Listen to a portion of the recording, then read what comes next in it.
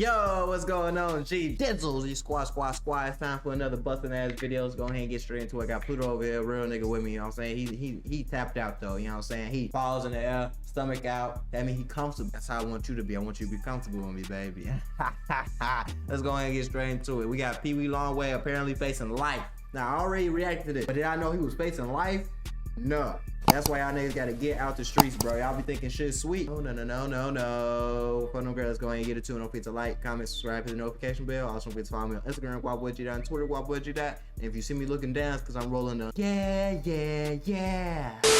Man, what's up, everybody? Welcome back to another episode of EOS. It's 1090 Jake, man. I'm rocking with y'all rocking with me. And for this video, we're gonna be speaking on Peewee Longway being indicted by the feds, facing life in prison. Yeah. Hundreds of millions of dollars worth of drugs and guns, Glock switches, and other items taken off the streets thanks to a special detail that culminated Thursday in Muskogee County. Law enforcement call it Operation Sweet Silence, which was a 2.5 years in the making, aimed at taking down gang members and cutting crime. Over $279 million in street value of what they seized. And the FBI, the GBI, the DEA, and others all work together for Operation Sweet Silence. Muskogee County Sheriff's Office has worked in lockstep with the FBI and the DEA to go after some very dangerous gang members of the Zohannan gang, members of the Crips. We've seen the homicide rate more than double because of gangs. Right. For those individuals who think that they can set up shop in Muskogee County, not on our watch. Nope. 101 arrests, over 270 million worth of drugs, guns, switches, and absolutely nothing to do with Peewee Longway. The Atlanta rapper was apparently arrested, and social media would associate his lockup with Operation Sweet Silence. Right. The 2-year investigation would target 2 major gangs in Columbus, Georgia, the Crips and the Zohannans. Don't know who them niggas is. Local, state, and federal agencies would strike simultaneously, with the FBI bringing 250 agents along with 7 SWAT teams.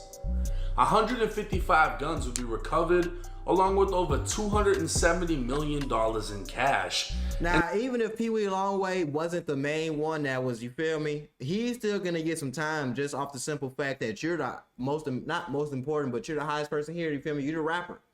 So niggas are trying to put all this shit on the rapper. You dig what I'm saying? So they need a scapegoat, bro, and you just happen to fit the description. That's your ass, Mr. Postman. And tons of drugs that I can't show on YouTube without getting demonetized. But nobody could find the connection to Peewee Longway, as his name wasn't listed anywhere as being arrested. But that's why y'all watch me, right? Because I get the paperwork for y'all. According to an indictment out of Atlanta, Peewee Longway, whose real name is Quincy Williams, was charged with conspiracy to distribute a controlled substance, selling, distributing, or dispensing a controlled substance, and money laundering. Peewee would be indicted with 7 co-defendants, the majority being Mexican, which plays an important role in this indictment. Since May of 2023, the Atlanta DEA has been investigating a man named Francisco Cortez, who's also known as Paco Primo. Allegedly, Cortez was trafficking drugs and laundering money throughout North Georgia, and agents identified several cell phone numbers associated to him. His second in command would be identified as Luis Miguel Montoya Villagomez, aka Palone. He'd be responsible for the coordination of suspected narcotics shipments from Houston, Texas coming into Atlanta. The drugs would be sold throughout the and the money would make its way back to Cortez. On the 4th of July 2024, agents intercepted a wiretap between Cortez and Quincy Williams, aka Peewee Longway. The conversation was cryptic, with Cortez saying, "On the shoes, I got you for sure. On the windows, give me 20 bags so I can get at least 20 of them." Cortez would then say, "I got you on the shoes in less than an hour." DEA agents would interpret the conversation as Peewee negotiating for an unknown amount of shoes or cocaine and 20 kilos of meth or windows. Because of the holiday and the 1 hour. It's just crazy. Y'all niggas really thought, like, no offense to Peewee Longway, I lock with him the long way, no pun intended, but you thought getting on the phone using code words, talking about shoes and windows was gonna get you out of the feds? So, because even if y'all using code words, that basically mean y'all know the feds on y'all. So if y'all using code words, y'all know the jig is almost up. And y'all still was calling each other? Like, y'all can't use Telegram, Kick, Snapchat, Skype. Y'all couldn't use nothing else? I don't be getting it. A time window. Agents weren't prepared in time and remain unsure if the transaction took place. But another one would 4 days later. Right. On July 8th, it was 3:20 p.m. as agents monitored the Cortez residence with an electronic surveillance platform. A vehicle would pass by several times before parking in the roadway. Cortez's wife would then exit the residence and approach the vehicle. Right. The passenger would exit, opening the trunk and passing her a large cardboard box she then brought inside.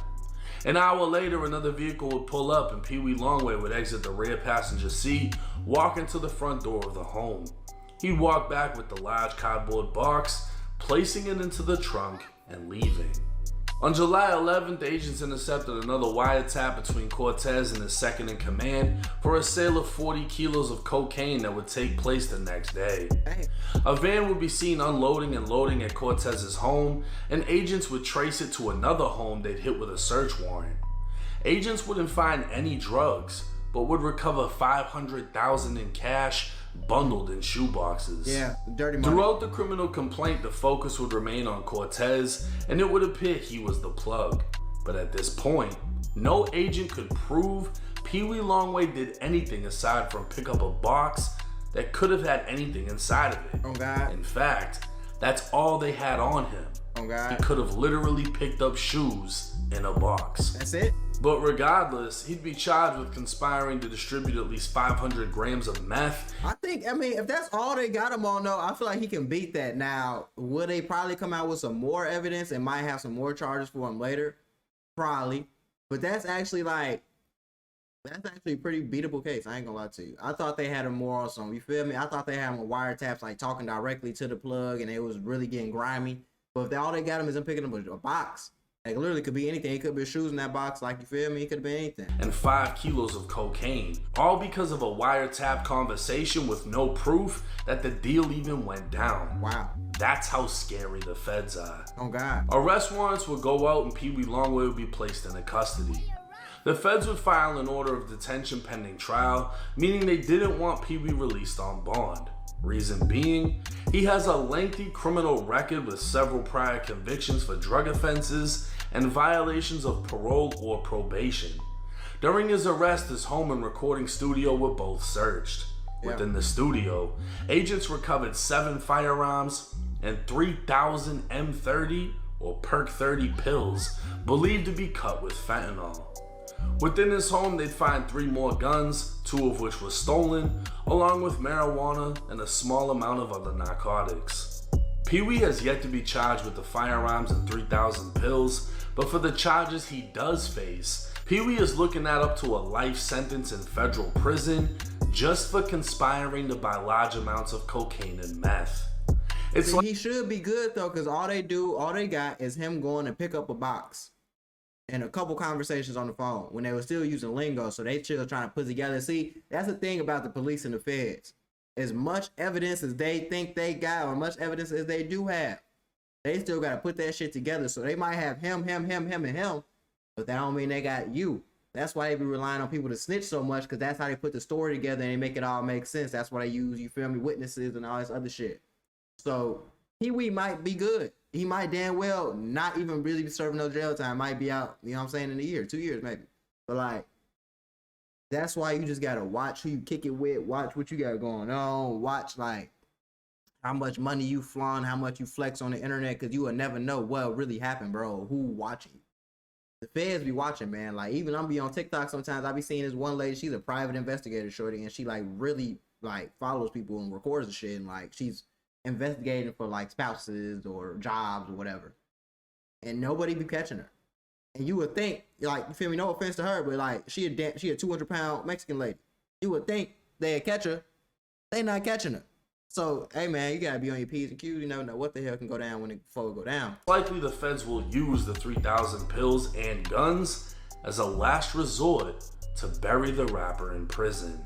Now all of that $270 million worth of drugs and the gang takedowns, and Peewee's not in none of that paperwork. That doesn't have shit to do with him. Okay. It just so happens everything kind of happened at the same time. Okay. Allegedly, the word is they're cracking down on the cartels, bringing drugs into Atlanta. And all of his co-defendants in this case are Mexican. But I'm not saying nothing about no cartels, because they don't motherfucking play. For real. So, we're just going to keep it moving. Oh, God. Anyways, as far as Peewee Longway goes, the feds are so fucking scary that if you just say something over the phone about buying something and they think it's something else, they can come raid your studio, raid your house, charge you with a conspiracy of buying an insane amount of meth and cocaine even though it never happened. Yeah. The only proof that they have is you walked up to a door, a lady gave you a box, a cardboard box, and you put it in your trunk. That's it. That's the only evidence they have. That and a wiretap conversation of what they think is you buying cocaine and meth. Crazy.